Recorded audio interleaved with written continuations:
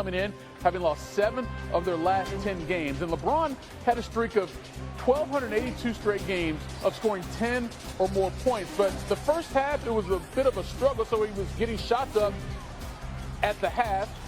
With third quarter late, ends up being a corner 3 here for Dorian Finney-Smith.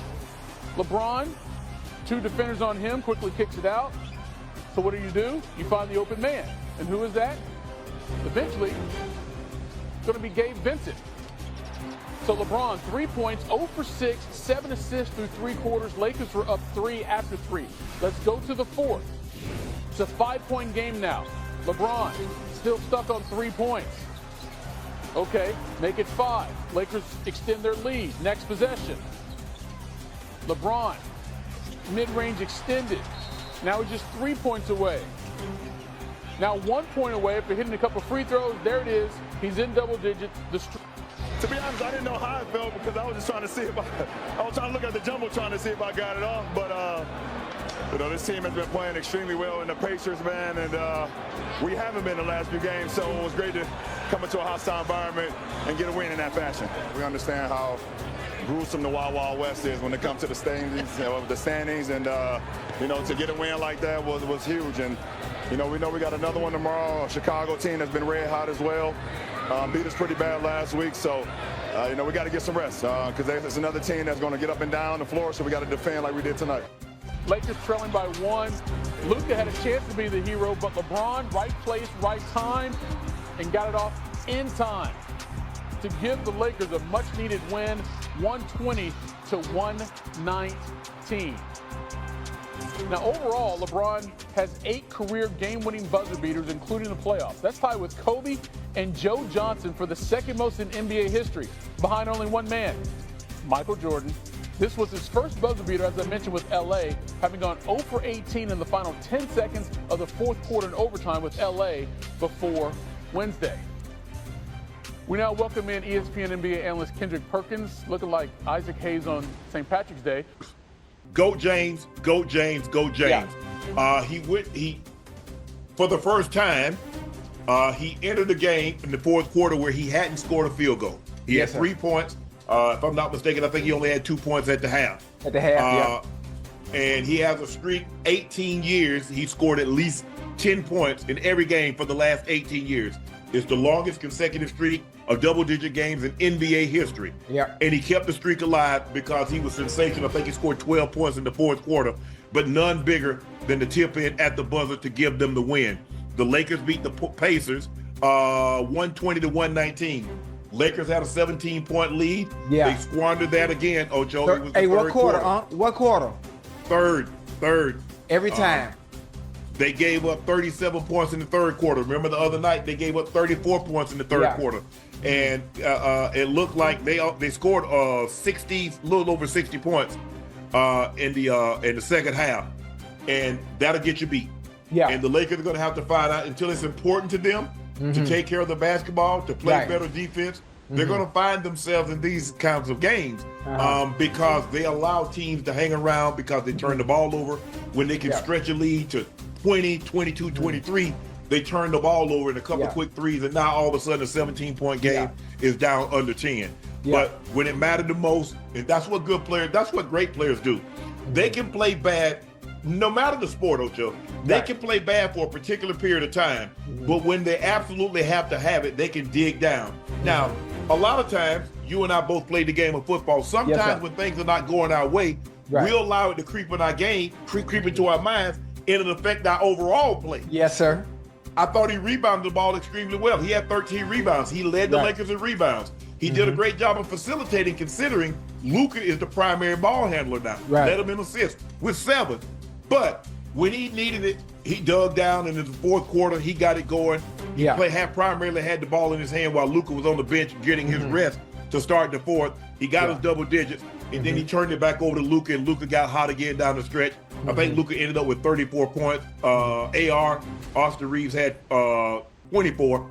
But it was LeBron at the end of the ball game that got the tip in at the buzzer, because this would have been heartbreaking. This would have been a gut-wrenching loss. If they had lost this game, they would have. Listen, they on the 0-3. They on the 0-3 skid. Then an 0-3 skid, for one, like you said earlier, they can play in stretches in the game and get a lead, but because of the lack of defense and always being effing beaten transition, being lazy, turning the ball over, they allow teams to come back in. Teams that they should be dominating. Obviously, the game of basketball is about to get, it's a game of runs, but still, you're playing the Pacers. I'm not saying the Pacers are horribly sorry, but when it comes to the Lakers, if you're serious about not only making the playoffs or keeping the seed that you're in, this is a game that you're supposed to go in and dominate quarter by quarter. But yet again, in the third quarter, after having the lead they had, they almost squandered that. And then LeBron, they did, because the Pacers ended up taking the lead, Ocho. Yeah, they squandered the lead. The Pacers took the lead. And then Roy, I don't want to butcher his last name. Rui Hachimura. Brother Hachimura, Hakatana, hit the 2 threes towards the end of the game. And LeBron had to come through in a magical moment in the game. They should have lost, honestly. Yeah. Honestly, but he owed lost. him. Hey, he owed him that one. LeBron owed him that. He knows. Yeah. He's in the locker room saying, hey, knowing LeBron, he's probably in the locker room guys like, hey, that was a big win, but I owe y'all. I owe you. For that first half? For the game. Because I think, he ended up 4-12? Yeah. So he was 3-11 before that tip in, Ocho. So he ended up going 4-12. And he knows 0-7 from the 3. He knows he didn't his overall game. But the thing is about a great player, you find other ways to impact the game. Look at his defensive rebounding. Look at his rebounding. Look at his assists. His assists. Let him in assists. Let him in rebounds. But that's what great players do. They find ways to impact the game, even though he wasn't scoring. A lot of times, a scorer, when he's not scoring, Ocho, he mopes, he pops, and all of a sudden it impacts other areas of the game.